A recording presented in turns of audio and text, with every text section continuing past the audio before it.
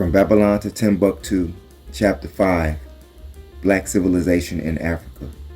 Before we embark on our voyage into African civilization, I think it would be interesting to the readers and students of African history to know how the continent of Africa received its name.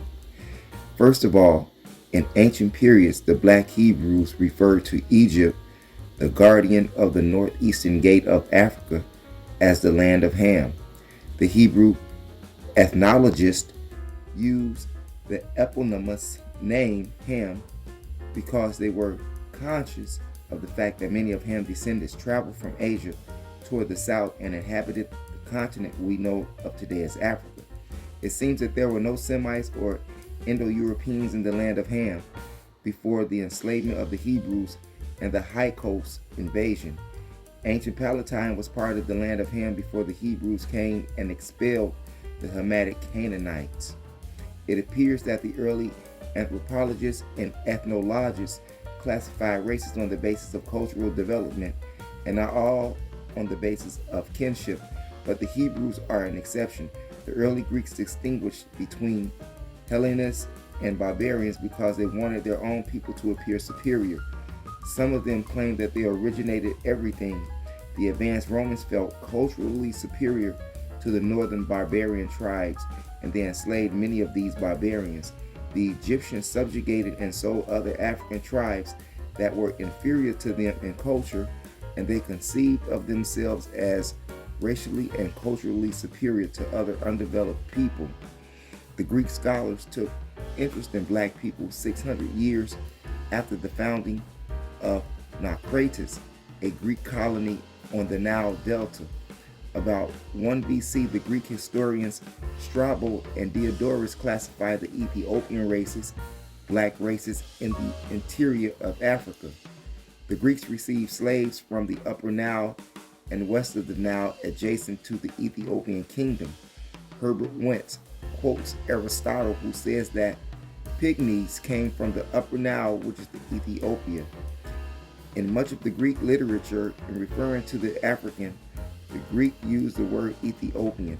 Moreover, the maps of Africa during the Middle Ages show that this continent as Ethiopia. Knowing that the greater part of Africa called Ethiopia, the professor of zoology and anthropology, Jonathan F. Blumenbach, classified the human species into 5 categories: Caucasian, Mongoloid, American, Malaysians, and Ethiopian. Notice the father of the modern anthropology does not use the term Negro but Ethiopian. But the modern name of this continent is Africa. It is derived from the descendants of Abraham and Keturah. These descendants are Orphan or Afar or Japhran. The black Jewish historian Flavius Josephus wrote the following: Orphan, the grandson of Abraham, through Keturah led a military expedition against Libya and captured it. When his grandchildren colonized that place, they called it from his name, Africa. In a Latin language, the word for Africa is Afar, which is similar to Ophrin or Afar. The F in the word Afar and the PH in Afar are interchangeable in many languages.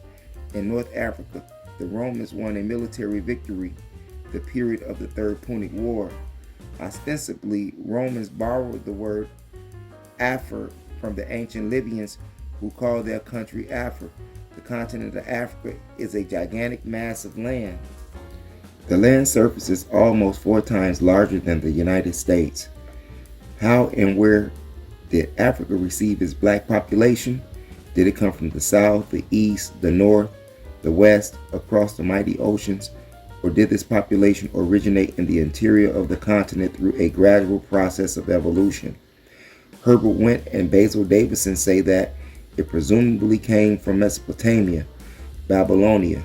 The history of the ancient black Jews indicate that the early patriarchs of the African people migrated from Babylonia, but there is proclivity among many scholars to bypass Jewish sources because of prejudice, and to look elsewhere for the solution in the mythologies of the nations. Much truth has come lost in the worship of many gods and in deification of many kings. Can we put any credence in Jewish records that record the ethnology and migrations of the ancestors of the Africans? I think so, because Abraham came from the district of Babylonia, which is or was the cradle of civilization. Abraham had oral traditions transmitted from Noah and Shem. Abraham rendered obeisance to the one true God. Therefore, his descendants were able to transmit a long, uninterrupted religion, history, culture, and language. No other language in the ancient Near East can boast or claim as much. Even as great as Egypt was, her ancient religion and language are now extinct. The Hamites began to arrive in Africa from the Middle East between 5000 and 3500 BC. These Hamites were, according to the Hebrews, Mizraims, Egypt, Phut, Somalian, and westward in Cush, Ethiopia. The Hamitic Canaanite Phoenicians did not colonize North Africa until the 9th century BC, when they established the city of Carthage and Tunis.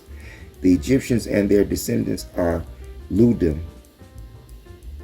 Anamim, Lahabim, Neptuphim, Pathrasim, Casluhim, Philistine, and Caphorian.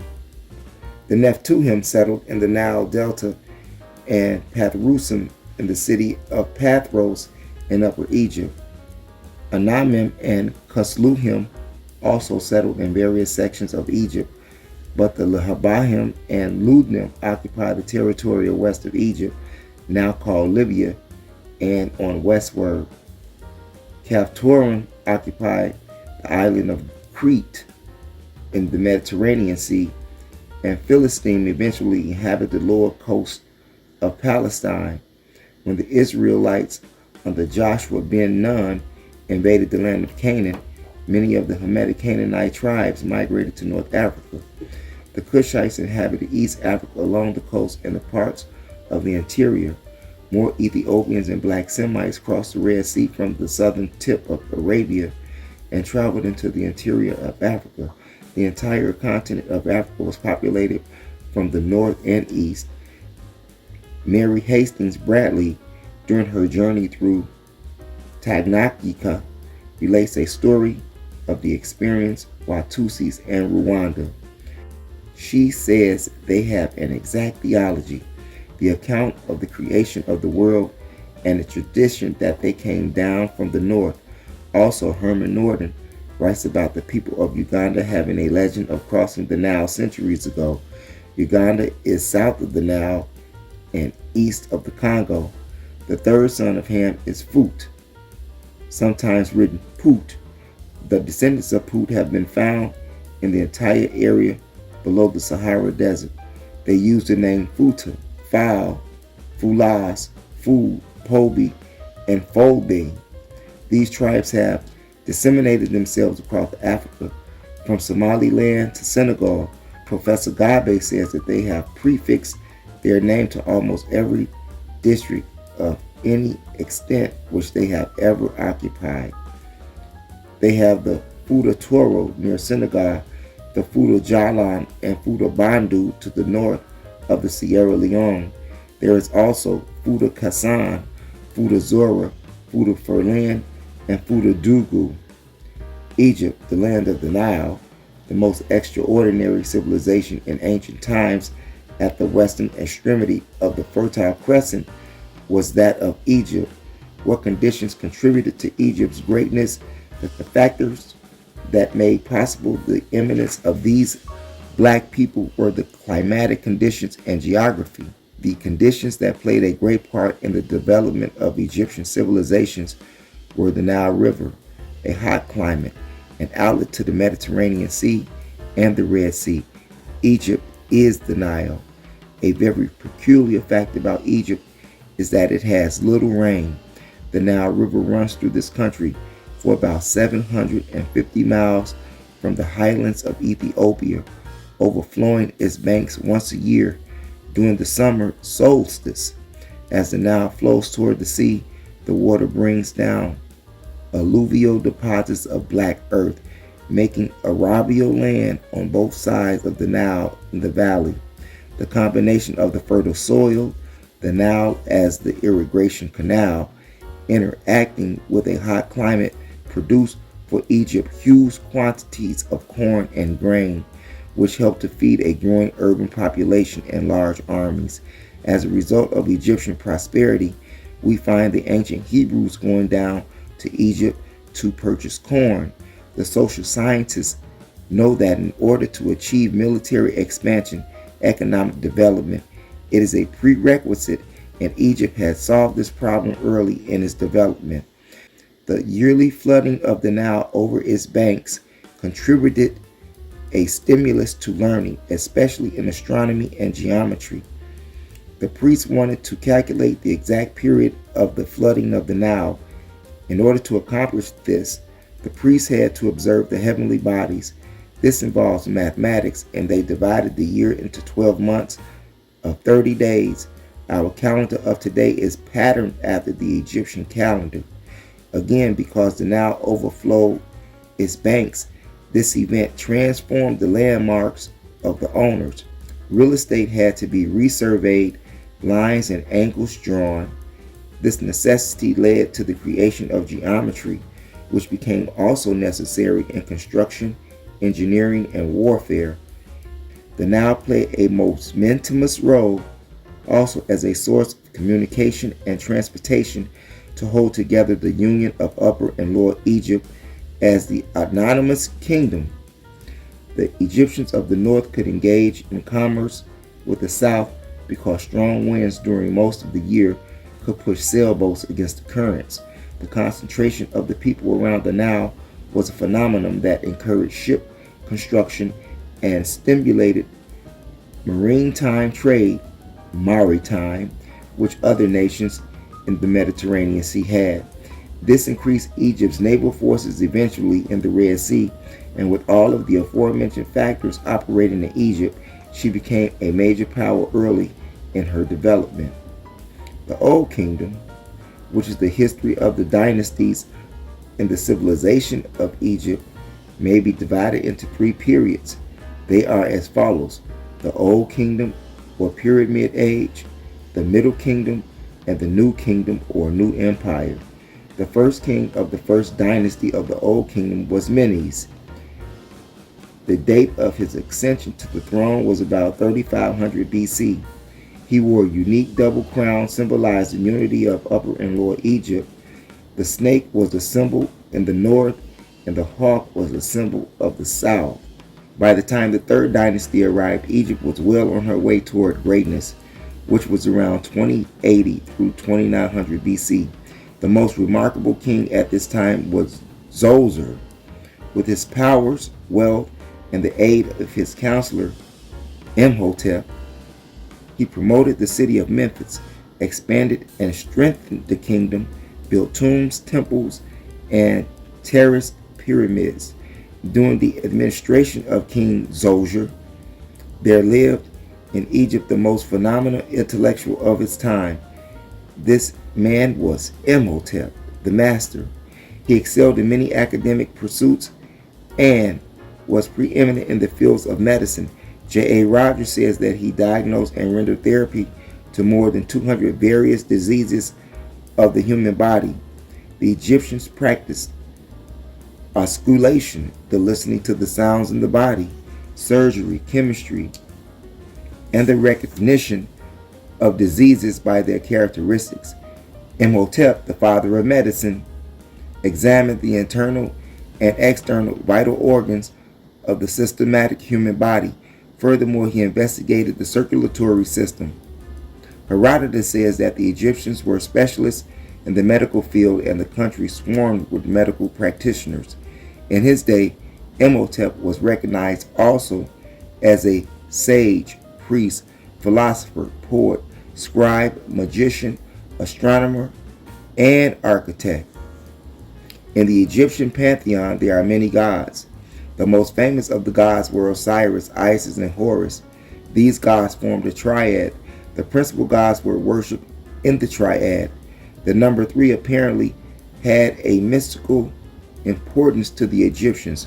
Horus was the son of the sun god Osiris and the moon goddess Isis. The triad was very common in the ancient world, and it has come down to our day. Earlier, Osiris as the god of the Nile and Isis represented the god of the earth. Further, if you go into Egyptian culture, you would find that Osiris and Isis and Horus is really Asar, Aset. The Egyptians also worshiped the animals, nature, and the 12 gods. Hercules was one of these 12 gods. Herodotus, the Greek historian, says that the Greeks adopted the black god Hercules from the Egyptians. When the Greeks and Romans took over the gods of Asia and Africa, sometimes they changed their names and color. Let us return now to the triad, Osiris, Isis, and Horus. Asar, Aset. I think that more than any other god, the legend of Osiris underwent great transformation through the passage of history. At first, I am certain he was a subsidiary god, but he arose to the status of a sun god. In Egyptian mythology, the legend says Osiris was the king of Egypt and he remarried his sister Isis. When Osiris went off to war, his brother Set assassinated him. Set eventually cut the body in 14 pieces and scattered it all over the remote area. Isis, undersparingly, began a search for the fragments and found them except for the phallus, which is the penis, which had been eaten by a Nile crab. Isis recomposed the body of her dead husband, skillfully connecting the parts together. She then effectuated the rites of embalmment, and this restored the body to eternal life. It is always considered in Egypt that the preservation of the body intact was necessary for the eternal life of the soul. Finally, Isis brought forth a son after the death of her husband. This miraculous birth was conceived by the union with her husband's dead body, miraculously reanimated by her charms. This mythology reminds me one of the spirits entering into the Virgin Mary, thus conceiving the child Jesus. Afterwards, the goddess retreated to the marshland of Batu to flee from the anger of Set, who had usurped the throne, and to rear her son Horus until the day when he would be mature enough to avenge his father's death. Accordingly to another version, Set found out that Isis had given birth to Horus. Set entered the swamps in the form of a snake and bit Horus, leaving him on the verge of death. Finally, Isis was told that evil and darkness would persist until Horus was cured. Many kings of early Egypt, deified, ritually identified in the solar hierarchy of the sons of Ra. Ra remained the supreme god, and Osiris, Isis, and Horus, their son, were incorporated in the family of Ra, the solar pantheon. Some of the pharaohs were considered in the solar religion to be either the incarnation of Horus the elder, son of Ra, or the physical son of Ra himself. The connection of both Osiris and Isis with fertility cults was constantly emphasized from the Empire Age inward, and this encouraged their gradual entry into the realm of the living. Osiris became the leader of this world and underworld, and his name in the hieroglyphs from the 20th dynasty onward was a solar disk rather than the eye. The story and legends of ancient Egyptian mythology are voluminous and interesting. They have their counterparts in the East and West, Babylon, Greece, and Rome. From Greece and Rome, culture and civilization spread over the entire continent of Europe. Now, in order to terminate the history of the Old Kingdoms, it behooves me to mention the fact that Khufu, the first king of the 4th Memphite dynasty, erected the largest pyramid. Pepi, the third and the greatest king of the 6th dynasty, 2590 through 2570, sent expeditions against the Bedouins of Sinai and into Palestine. Nevertheless, Egypt was set for a period of decline. Pepi II reigned 90 years, 2566 through 2476 BC, the longest reign recorded in history, generally an uneventful period of retrogression, with the king much of the time controlled by a powerful government, aristocracy, a bureaucracy. The Old Kingdom and the 5,000 years of recorded history ends with the 8th dynasty. This was the beginning of the period of excessive anarchy. The country was engaged in a destructive civil war. There was a long, wretched period of disorder. Many pontiffs claimed the throne at once, and the cities were in an uproar with widespread confusion. At the same time, black Kemetic Amorites from the northern Euphrates River invaded the Fertile Crescent and the Egyptian frontier. These Asiatic Amorites also penetrated the booming towns of the Nile Delta, spreading consternation and panic. The Middle Kingdom consisted of 9 dynasties lasting for a period of 1,000 years. Because of the condition of the anarchy, the need of the hour was for strong leaders. This leadership was found in the 11th and 12th dynasties. Mentuhotep II completed the conquest of the Heracleopolitan dynasty. The capital of this kingdom was transformed more than 300 miles south of Memphis to the city of Thebes. Obviously, the capital was removed from Thebes so that it would be less subject to attack by the Asiatic invasions. Once again, the mighty pharaohs governed Upper and Lower Egypt. When the new kings had restored law, order, and peace, the Egyptians devised more improvements and public works. Amenhotep III of the 12th dynasty, 1849 through 1801, and the other pharaohs established dikes and constructed colossal reservoirs to preserve the water of the Nile and land irrigation. They dug a channel through the land between the Nile Delta and the Red Sea. The sophisticated Egyptians excavated canals thousands of years before a French engineer, de Lesseps, dug the Suez Canal in 1869. The ancient Egyptians were meticulous masters in the constructional engineering.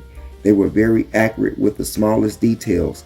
Thousands of slaves from all over the known world were forced under the harsh regimentation and strict rule to construct temples, monuments, and pyramids for the megalomaniac-defied pharaohs.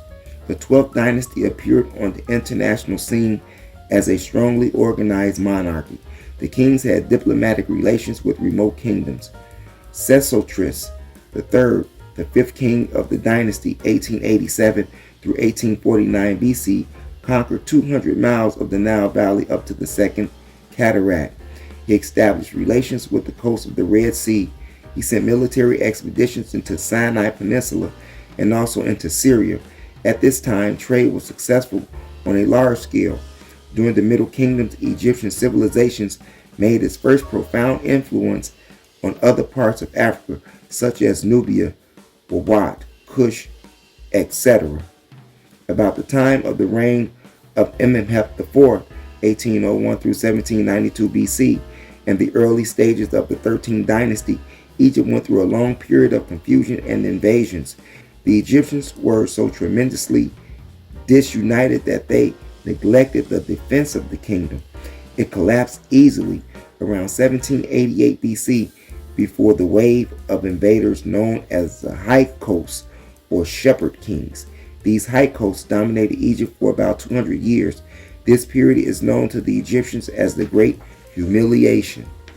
Now, after long, exhaustive investigation, it appears that the Hyksos were descendants of the ancient Horites or Eurasians. A.T. Olmsted confessed that there is much obscurity about their race. We may at least assert that they were West Semites and that their chief center of power was North Syria. I do not agree with Olmsted when he says that they are Semites. However, much evidence indicates that they are Japhites, Indo-Iranians, or Indo-Europeans. descendants of what we call today the white race. But I agree with Olmsted when he says that the center of their power was in North Syria. The Hurrians came from the southern part of the Caucasus Mountains and established their new capital at Mitanni in Syria and Assyria. These Hurrians began to push their way into the black world of the Middle East around 1800 BC. Herbert Wendt writes the following: in ancient Sumerian epics, the land of the Cherub is mentioned south of the Caucasus, and in the Old Testament of the Hurrians appear as the Chori or Horites. In 1720 BC or thereabouts, they conquered under the name of the Hyksos the kingdom of Egypt, where they reigned as shepherd kings. When the Hurrians invaded the Middle East, they were a white or fair-skinned race. They mixed with the indigenous black population and took up permanent residence among them.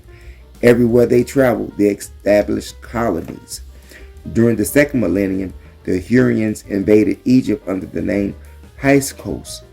They came with horses and chariots and terrified the Egyptians.